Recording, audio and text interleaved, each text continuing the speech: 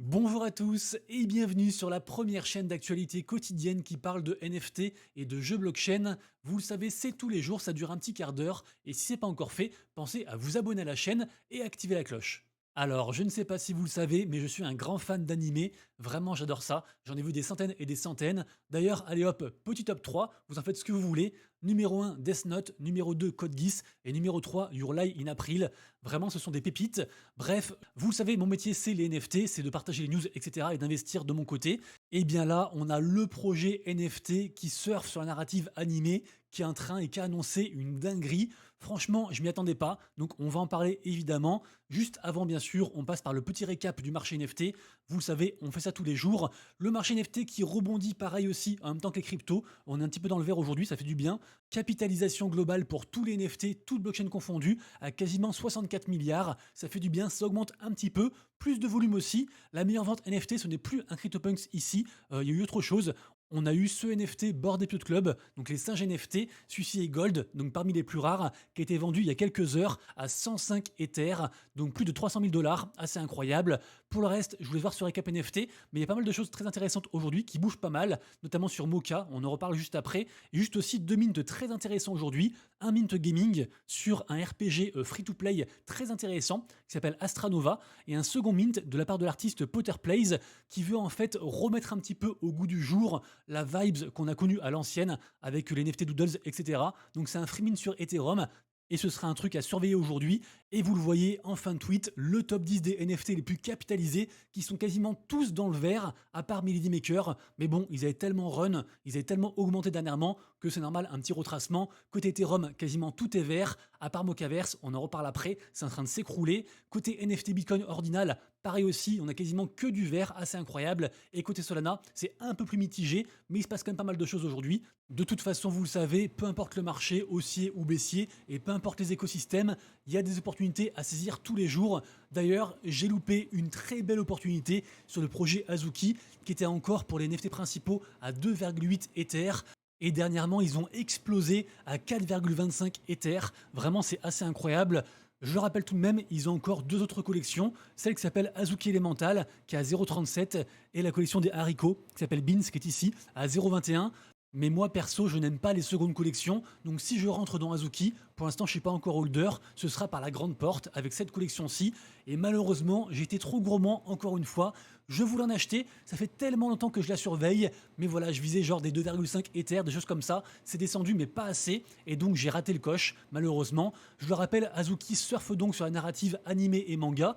Ils ont d'ailleurs publié le premier épisode de leur animé en partenariat avec le co-créateur de Code Geass, avec Guru Taniguchi. Donc vraiment incroyable. 1,5 million de vues. C'était il y a 2 mois. On attend l'épisode 2 avec impatience. Vraiment, Azuki, ils font des très belles choses. Surtout aussi, ils ont fait un partenariat avec Arbitrum. Actuellement, en fait, les holders des différentes collections NFT, ils peuvent faire des gachas, des roulettes tous les jours, gagner des points. Et à l'issue, en fait, ils auront un airdrop d'un nouveau token, le token animé. Donc vraiment, c'est un très gros truc. Ils veulent vraiment s'imposer comme étant le leader absolu de cette tendance animée sur la blockchain au travers des NFT. Et donc la news, qu'est-ce que c'est? La news tient en une seule image. Vous le savez, j'en ai parlé, je crois, hier. Actuellement, en fait, on a une grosse conférence qui s'appelle l'Ethereum Convention Community, qui a lieu à Bruxelles. Il y a beaucoup de projets. J'en ai parlé, j'ai dit qu'il y aurait pas mal d'annonces. Et là, justement, on a eu une présentation du projet Animcoin avec Azuki et Arbitrum. Et regardez-moi cette image. On ne parle pas juste de Code Geass et du co-créateur qui fait un épisode pour, entre guillemets, faire plaisir à la commu. Non, on parle en fait de partenariat et de relations avec des projets comme Naruto, Attack on Titan, Princess Mononoke, également aussi One Piece, le film Red. Bref, là en fait, il joue vraiment dans la cour des grands. C'est plus juste un petit projet. Maintenant, c'est vraiment étendu au monde aussi du Web 2. Vraiment, j'attends beaucoup de choses de Azuki. Azuki, ils sont passés par vraiment toutes les étapes du gros FUD, du gros drama. Ils ont explosé, ils ont fait des erreurs, ils ont cartonné sur certains points. Bref, Azuki est très résilient. Pour moi, c'est la collection absolue en termes de narrative animée sur la blockchain. Donc vraiment, je suis dégoûté de ne pas en avoir. J'espère que ça retracera un petit peu. Et personnellement, en fait, je vois bien un point d'entrée aux alentours des 3 ETH 50. Et je pense que si ça redescend, j'en prendrai un à ce prix-là. Sinon, on peut aussi passer par une petite porte via un second projet qui n'a rien à voir. si ce n'est que c'est la même narrative, cette fois-ci côté manga. On parle du projet Sanfran Tokyo, qui est backé par une boîte qui s'appelle Weebox et qui est elle-même backée par Animoca Brands. Ce projet, un peu comme Azuki, propose donc des NFT et ces NFT donneront aussi plus tard un airdrop d'un nouveau token, le token manga. Donc voilà, pourquoi pas du coup passer par cette petite porte. Ça coûte évidemment beaucoup moins cher. On est à 0,04 ETH, il y a différentes raretés, donc renseignez-vous. Mais voilà, pour moi c'est aussi un très bon projet et au moins c'est bien moins cher, donc pourquoi pas.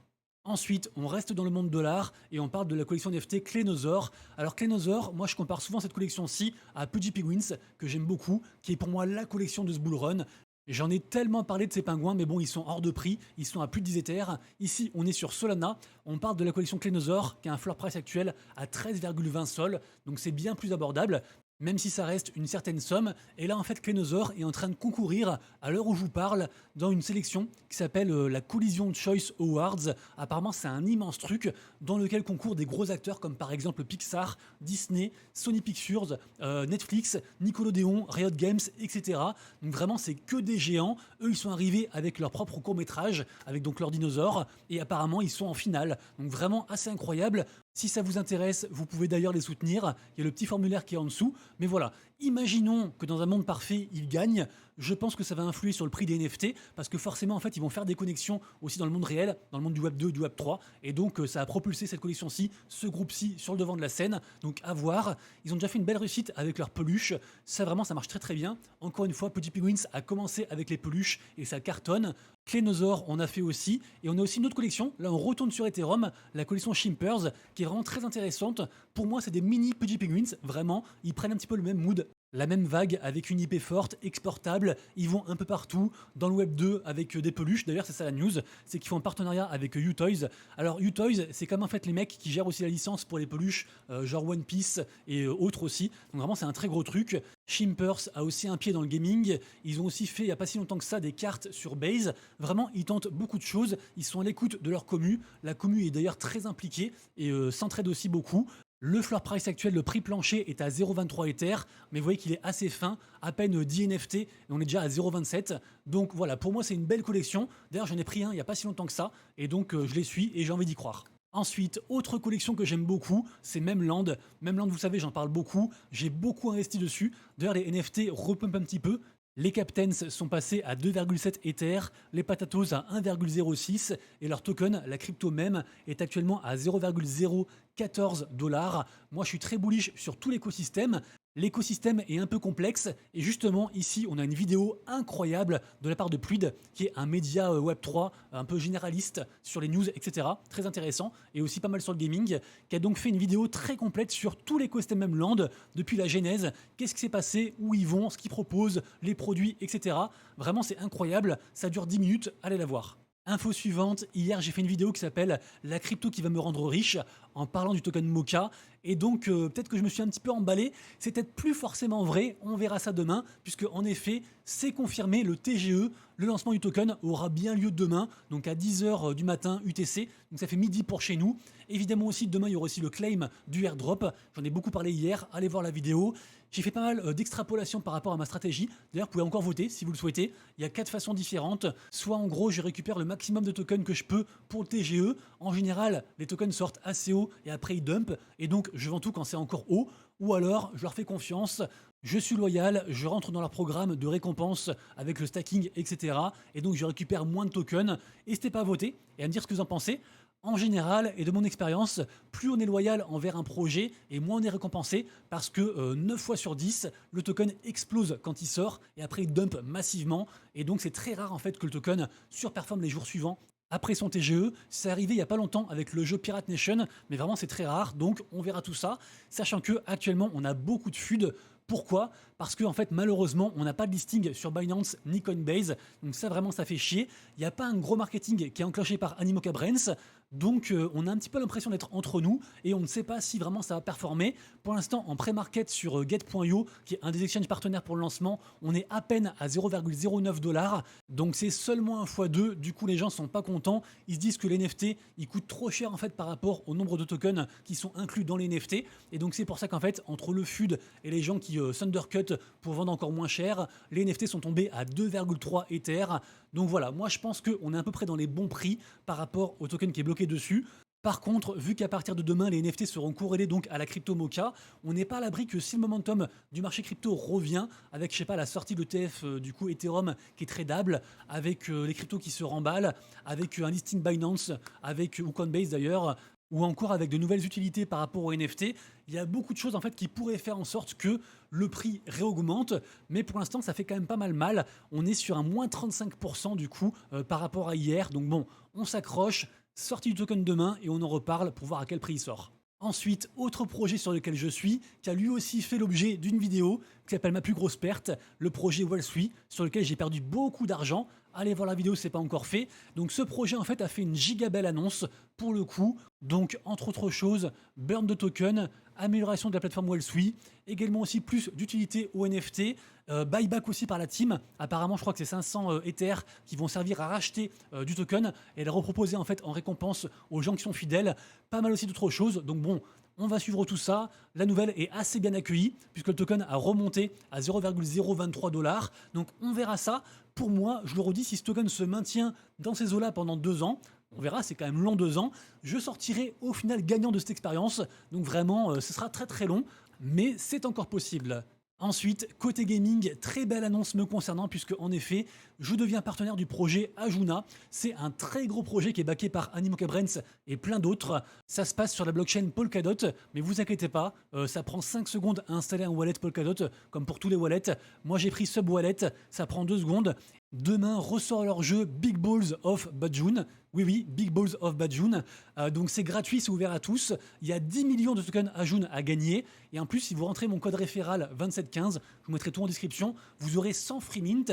Et en plus, vous recevrez un peu de token Ajun pour payer les frais de gaz. Donc vraiment, c'est 100% gratuit. Et donc, faites-le. En gros, c'est un peu une sorte de jeu de cartes en mode collectible. On va pouvoir améliorer en fait ses persos. C'est super intéressant. Moi, je suis en plein dedans. C'est très complexe et très intéressant. Je le redis aussi, il y aura un airdrop parce que c'est un leaderboard et token à gagner. Donc voilà, je suis partenaire avec eux pour le long terme. Donc je referai des vidéos et du contenu dessus. Donc si vous voulez commencer à vous renseigner et à jouer dès demain, c'est possible. Mais sinon, je referai du contenu pour vous apprendre comment ça se passe.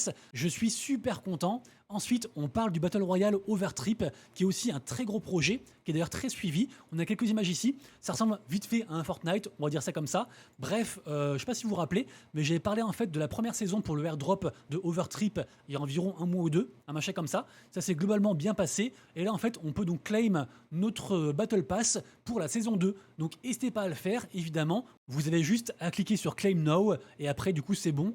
Sachant que la saison 2 commence dans environ 1 minute à l'instant où je tourne la vidéo. Et donc, après, évidemment, un airdrop, je le redis. Ils ont prévu 25 millions de token trip pour le prize pool.